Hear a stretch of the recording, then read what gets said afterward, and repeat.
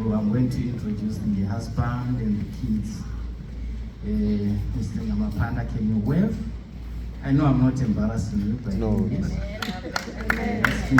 Mr. Nyamapanda, the husband, and the only husband to Sister Zanele. Only.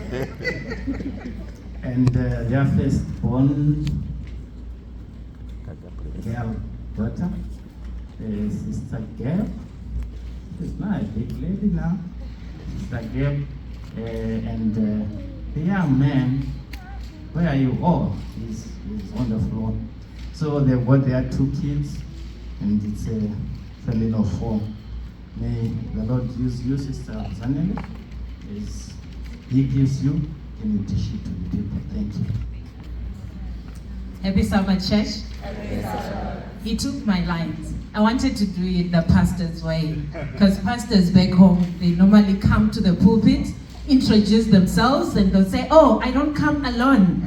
I'm actually coming with my wife, with my family. But those lines have been taken already, but that's okay. Yes. Yeah, it's always not easy. It's always not an easy assignment to stand in front of the church during divine service, especially for us ladies. We grew up in a place whereby it's always men on the pulpit. But yes, we are trying to break those barriers, and hopefully, probably I'm encouraging someone else, ladies there. Yes, I hope one day soon it will be someone else standing here. I decided today I'll speak about something that applies to everyone. I thought, okay, probably most of the times we come to church and we feel like divine service is for the adults. Then I thought, okay, what is it probably that applies to all of us? And friendship came to mind. Why friendship? Because I feel it's something that applies to everyone. And then as I was thinking about this, I thought of Kayla and Eliana. I think we all know them. They're always running around in church. They're always together, be it prayers, be it anything. I believe there is some friendship going on there, right? And as I was reading, I actually learned that human beings, they can actually detect friends from as little as 9 months. I don't know scientifically if that's proven, but yes, it's something that I came across as I was doing some reading. So 9 months, a human being can actually tell or identify a friend. And I want to believe that this is something that goes even to the adults, right? Yes, Malu, do you have friends? No, I'm too old. No. You're letting me down here. Eh?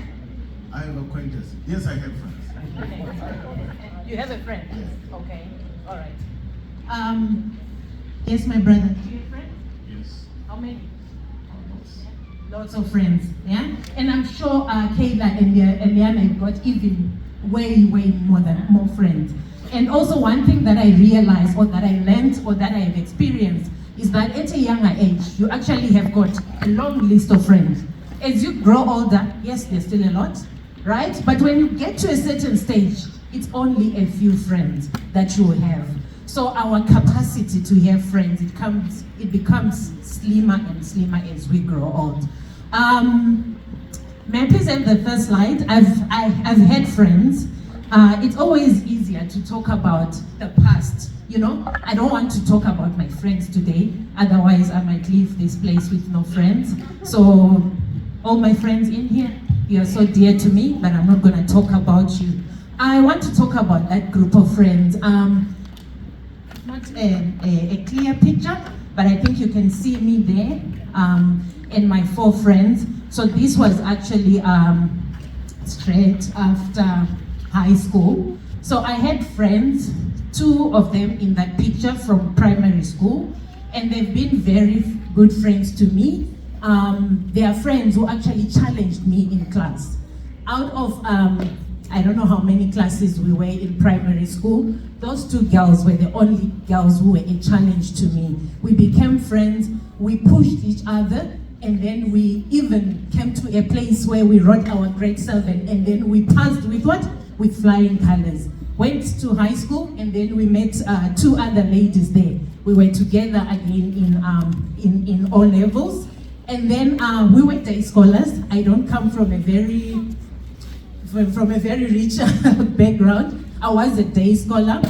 For those who know a small town, Rishavane, back in Zimbabwe, it's a small mining town. That's where I grew up. So we would walk to school, 30 minutes of walking, and then come back home. That was our Monday to Friday. And then we got to Form 3, then we thought, okay, things are getting tough here. We really need to be serious if we need to pass. Then we got someone to tutor us. But this person lived across the town, far away from school. To get there, we needed probably about an hour. But we committed to it. We would go to school in the morning, knock off probably around lunchtime, and then we'll walk across town. That's 1 hour. And then we go and have our extra lessons. Then come back home. That's already evening, 6 p.m.-ish. And then you still have got homework to do. You still have got other work to do. And we would push each other. We continued. And then we set for our O levels. And then we passed, all of us. We managed to go to high school. And then this was now after high school. And then we were actually visiting one of our friends there who was now a student nurse in Paris. So I'm seeing here the power of friendship. I'm seeing the influence, because when I look back, I wouldn't have done that by myself. But I had the encouragement of my friends. We would walk together, we would push together, we would help each other through the assignment, we would study together. And that was friendship. And I'm grateful because some of the friends, I have them now. I think if you saw me coming to 2 weeks ago, I brought 3 girls to church, and these were actually kids to one of my friends. So I'm grateful for those types of relationships, the influence that I got from that relationship. Can we go to the next slide? I also have this other friend of mine back in Namibia. I think if you look at those photos, you see some similarities there, right? Ladies, I think you can see them. I don't know, men, do you see some similarities there? Yes, it's actually the dresses. They are the same dresses. Can you see it? Yeah? Yes, so this is my friend back in Namibia. She's a dear friend to me, and she still plays a very important part in my life. She influences me in many different ways, and I think you can tell one of them, dressing. We like the same things, and even up to now, we actually still have got similar clothes in our wardrobes. That's friendship. She influences me in many different ways. Next slide, please. And this is actually the same friend, if you can see her. She's also into pathfinders, adventurers. We were together at a small church in Namibia, and then we pushed each other. If I tell you that I never really stood in front of the church back there, probably you won't believe me, but she helped me to be able to have that confidence and to be able to stand in front of the church and speak. She pushed me. Sometimes I would find my name assigned to other activities in the church that I didn't even sign up for. And right now, because we are all parents, we've got newfound love for pathfinders, for adventurers. So that's why you see this this picture. We pray together, we do a lot of things together despite the distance. So again, I'm seeing the power and the influence of friendship there. And then the next slide. Oh yeah, there's also that picture there. I think you can see me. This was again back in the days with Beaton. So how it started with Beaton is I met him in uni, right? And on the first day registration, I just meet this young man by the registration point, and then we became friends, right? And he was, and he still is though. I like talking about what happened in the past, but he's still a very good friend to me even up to now.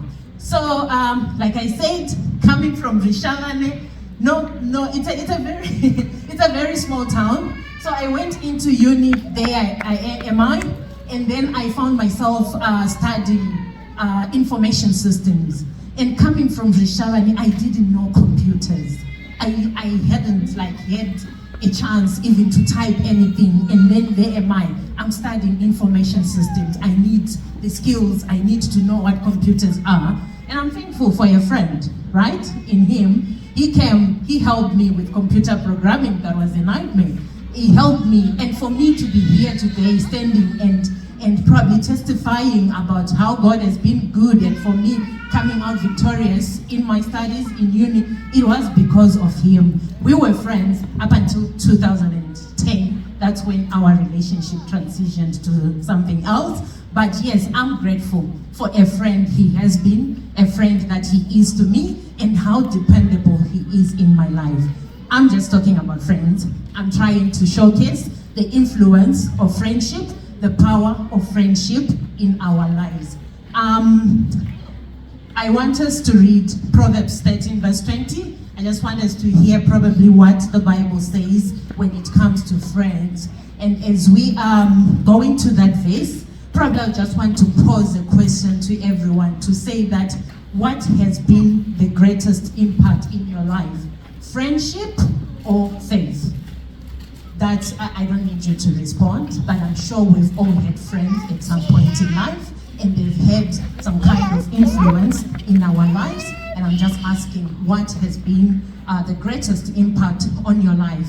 Is it your friends or is it your faith? Proverbs 13 verse 20, it says, walk with the wise and become wise, for a companion of fools suffers harm. Right? That's a powerful verse. And it's actually advice that is coming to us to actually walk with the wise. What the verse is actually saying is that it's actually encouraging us to always ask God for wise and godly friends. And I think from just the short talk that I have done, we see that friends have got an influence in our lives. If you have ungodly friends, if you have bad friends, then definitely you're going to come out what? You're going to come out bad. But if you have good friends, then you're also going to come out what? Good. So that is something that is key. It's something that is very important in our lives. And it got me thinking to say that yes, friendship is actually very important. Also, as I was reading, I learned that friendship is actually something that can affect you as a person on a cellular level. I don't know again if it's proven scientifically, but it says that it can affect you to a state that you may get stressed or even potentially get a flu. That's how powerful friendship is. I've been stressed before. I've had relationships, friends that have just done things probably to me, or maybe they've gotten into some situations and that has affected me because they were friends who meant a lot to me. So basically what I'm just trying to say is that friendships are important, but rarely do we talk about how to be a good friend. I've heard of seminars where we talk about marriage. I've heard of seminars where we talk about financial literacy. I've heard of seminars where we talk about parenting, but I've never been to one where we are taught about how to be a good friend. But we thank God because the Bible is actually advising us on how we can be good friends. And of course, the starting point is actually asking God to provide for us godly and wise friends. So I'm talking to you also kids, I'm talking to our teens, I'm talking to everyone. This is the prime time when you're looking for friends. Ask God to provide a friend for you. As you're starting the new year at school, ask God to bring into your path the friends that are going to actually build you to be a better person. Friends that will actually help you to grow as a person, and even friends that will bring you closer to God.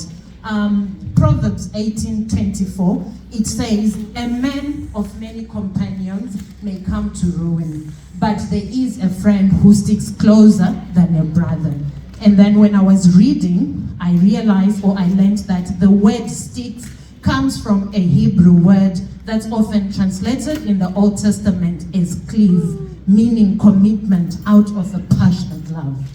Yes, when you have a friendship, you expect love in that friendship, isn't it? You would want that friend that will stick with you in love, right?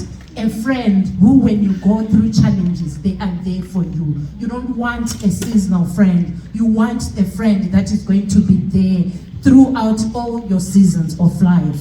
Having many friends who are not committed or reliable can lead to ruin. The verse is actually telling us here that you need those few friends, those friends that are going to stick with you, right? Those friends who are going to be even closer to you than your own brother. I can actually testify, I've got friends who know me better than probably how my brothers or my sisters out there. I've got friends whom I know they have my back. I've got friends who will stand with me through thick and thin. And those are the kinds of friends that we want in our life.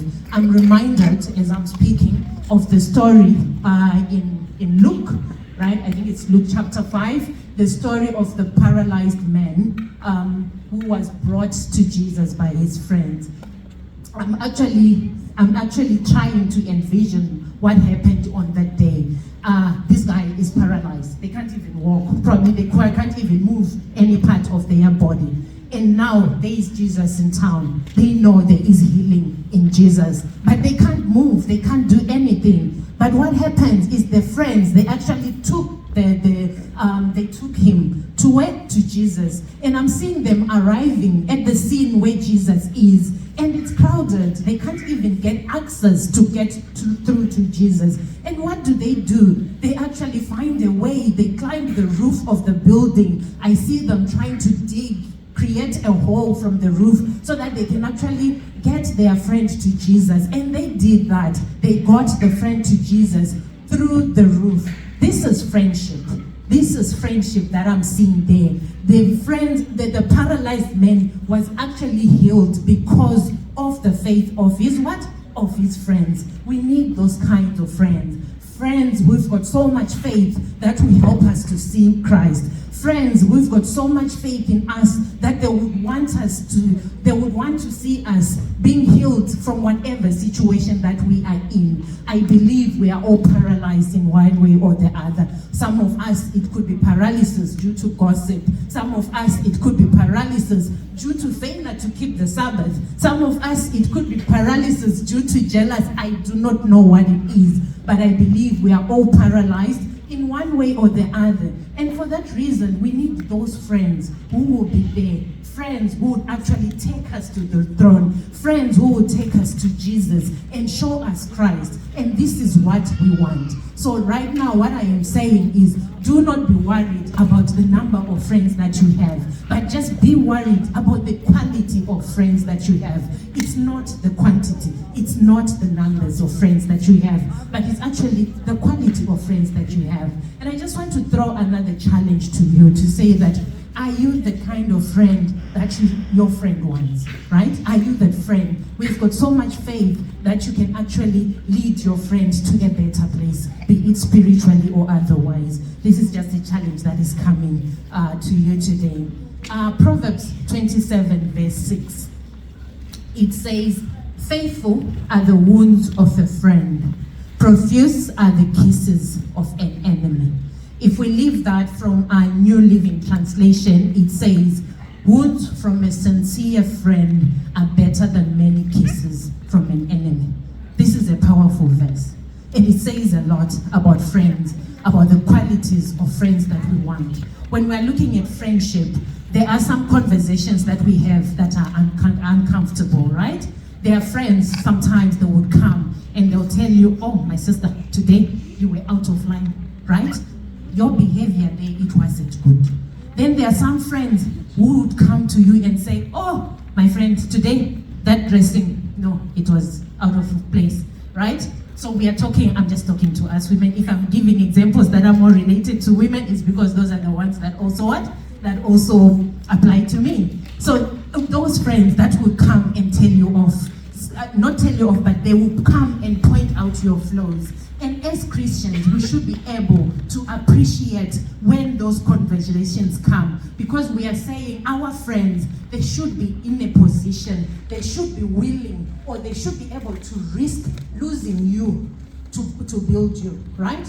They are friends who would value you, your growth, more than just sticking to you, right? I realized that in many cases, as friends, we don't want to tell each other the truth. When I'm doing something wrong, no one really points it out to me. As friends, they'll just, hey, that's mom, brush it off or not comment. But we are saying that as Christians, we need those friends that would correct us where we are going wrong. And we should be in a position to appreciate that. Why? Because it's actually coming from a place of love. It's coming from a place of building us. It is love that is being portrayed by a friend. So when that happens, we should be able to what? We should be able to appreciate that. It says, as believers, we should welcome correction from loved ones, understanding that it is a tool for personal and spiritual growth. So that's where growth comes from. Correction is actually good. And Proverbs here, it's actually telling us that our wounds from a sincere friend are better than many kisses that come from where? From an enemy. So we should appreciate these kind of conversations when they come up in our friendships. Then we've got John 15 verse 13. In this verse, what I like about it is that it's showing us of a great example of friendship. And when we look at this verse, it's talking about Christ dying for us on the cross. Why? Because we are his friends. It says, greater love hath no man than this, that a man lay down his life for his friends, right? This verse demonstrates Christ's love for us. Jesus laid his own life for his friends, those who obey him. So this is Christ dying on the cross for us. He is giving up on everything for you as a friend. There is so many qualities of friendship that I haven't really covered. I just picked a few verses in the Bible for us to go through. But we are seeing this example in John 15 verse 13. Christ is actually dying for us as his friends. What is this verse really trying to say to us? The verse is saying there is actually more blessings in giving up yourself for others, right? Give up yourself, what you desire, your needs. Prioritize your friends more than yourself, right? Before you do anything, if your friend is in need, be there to help them. If your friend needs something, if your friend needs you, be there to be able to what? To help them. Christ demonstrated the most remarkable display of love when he died for us on the sins, showing that true selfless love, showing what true selfless love looks like. So, probably one point that I just want to highlight in this moment is that when we look at friendship, probably one thing that I really liked when I was going through this is that when we look at friendship, it's actually one of those things in life that helps us even with our addictions. Where I'm coming from with this is when you've got an addiction to something, right? It's hard to let go. It's very hard to let go, right? We're just coming out from school holidays, and I realized over the school holidays that my son was actually getting more and more addicted to gaming. I think those parents who have got kids in this age group, you would agree with me that what our kids were doing probably most of the time was actually playing and catching up over the what? Over the PS5. And when I thought about it, I was like, no, if we're not careful, our kids are actually getting what? Addicted to this. But on the other hand, there are days where we had play dates for these kids. They would meet, they would play. And you'd find on those days, they would never come and say, we want to be on the PS5 together or anything, right? But they really enjoyed the company of their friends. Their friendship, it took them away from the gadgets. It took them away from the games. And what am I saying? I'm saying good relationships, good friendships, they actually help to reduce or even to eliminate addiction at all costs. I think it's the same thing again that applies to us even as adults. We've got addictions of our own. Probably one of those addictions might be social media, right? But how do we let go of social media? How do we reduce this addiction, right? And I'm coming today to say, if we are friends with Jesus, we might find a way out of this. It will help us to reduce the addictions that we have. I'm looking at it to say, if you're a friend of Jesus, definitely what you like is going to change, right? You won't really like the social media bit, right? But you want want to spend more time with who? With your friend, right? This means spending more time in reading. It could be spending more time listening to gospel music. It could be spending more time doing service outside there to help those who are in need. It could be anything really that brings you closer to who? To Christ. So because I feel probably we are addicted to all these things because we've got so much time on our hands that we do not know how to use. But if we get addicted, or if we get hooked to this friend that we call Jesus, it's going to help us to minimize those addictions. I do not know what your addiction is today, but I'm just bringing Jesus to you as a friend. When we look at characteristics of a friend, there's lots of them. There's one, we need honest friends. We need dependable friends. We need friends that are kind. We need friends that are good listeners. We need friends that are supportive. We need friends that are accepting of us, who we are. We don't want friends that will judge us. We need friends that are loyal. We need friends that are loving. The list is very long, but these are the qualities of a good friend. These are the qualities or the characteristics that we need in a friend. And what I'm saying today is that Jesus has all those characteristics and even more, right? I'm trying to come here to sell Jesus to you. We might have friendships that we have right now, and we feel like, oh, our friendships are not going on okay. That is fine. That is perfect. But now we've got a friend who is always there. A friend who has got all the characteristics. A friend who sticks closer than a brother. A friend who knows us even better than we know ourselves. A friend that we can depend on through thick and thin. I'm reminded of a story of Daniel and his friends. We know they went through a difficult time under the leadership of King Nebuchadnezzar. It wasn't very easy for them. Their faith was tested. They were actually put in a pit of fire, right? But then because they believed in Christ, they stood together as friends.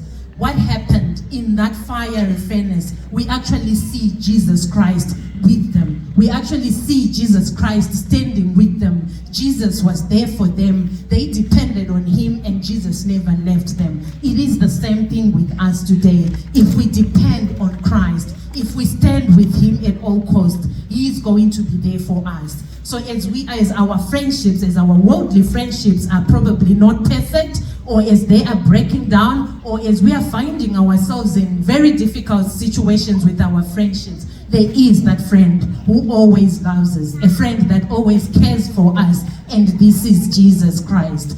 And there is a song yesterday that we sang at the prayer meeting, and when I heard that song, then I was like, oh God, I think you really want me to talk about friendship tomorrow. And thank you, Sis B, for that song. It's a song that I do not really know, but the words themselves, they were very, they meant a lot to me. So this is hymn 185 Adventist hymn now, and this is Jesus is all the world to me.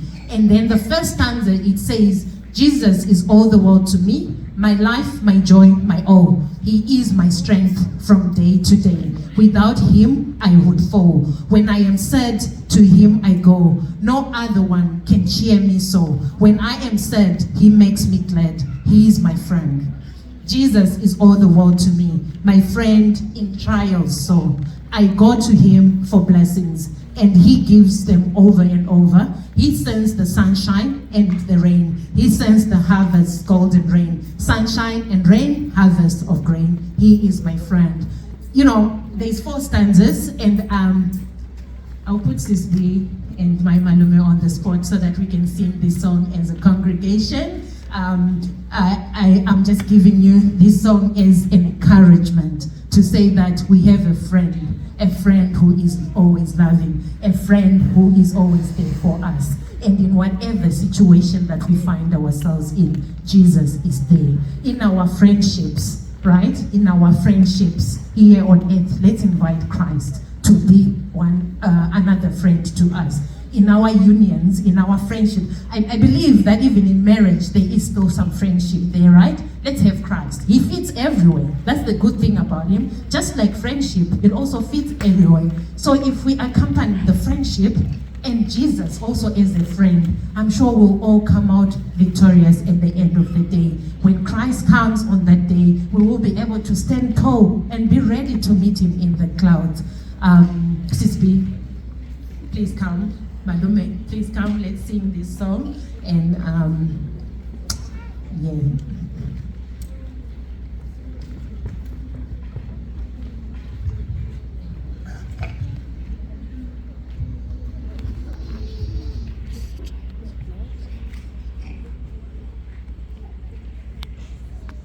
Those who know the song, please join. So it's hymn 185. 185. Jaden, 185, please.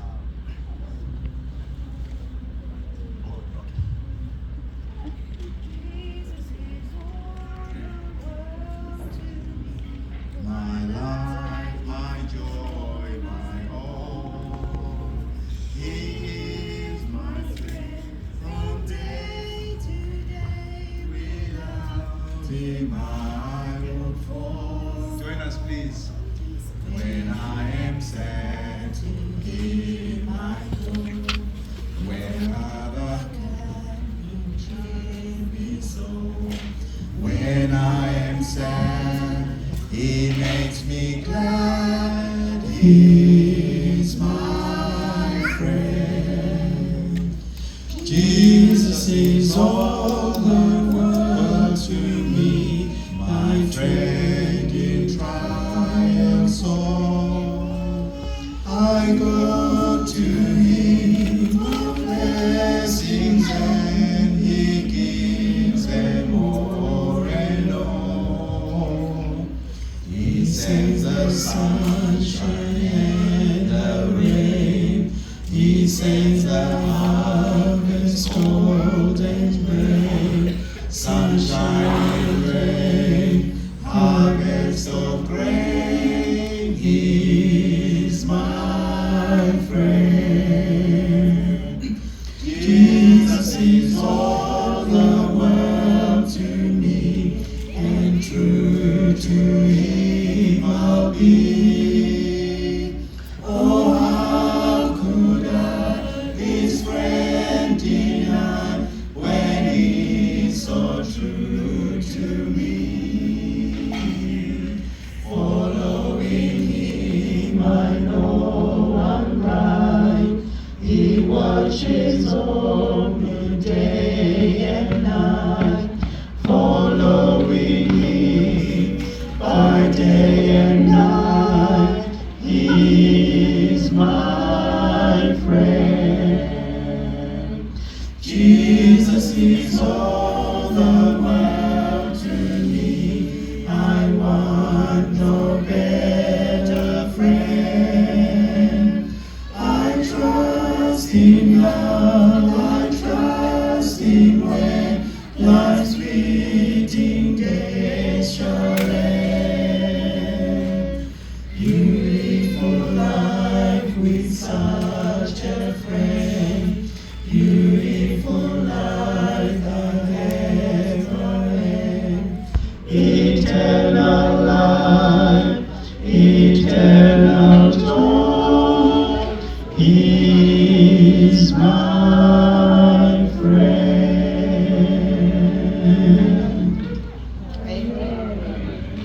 Amen. Thank you so much to our Now choir. Yeah, so this is just a reminder that we've got a friend in Jesus. So let's choose him each and every day of our lives. And he's ready to accept us. He is ready to have us as his friends. The one thing that's good about friendship is that with friendship, it's actually that something that is formed as you walk side by side. So God is calling us to walk side by side with him. He never forces us to choose him. He's always a God of free will, free choice, right? So it's up to us. It's all our willingness to choose him. Let's invite him in our friendships. Let's invite him to walk with us day by day. Thank you. Amen.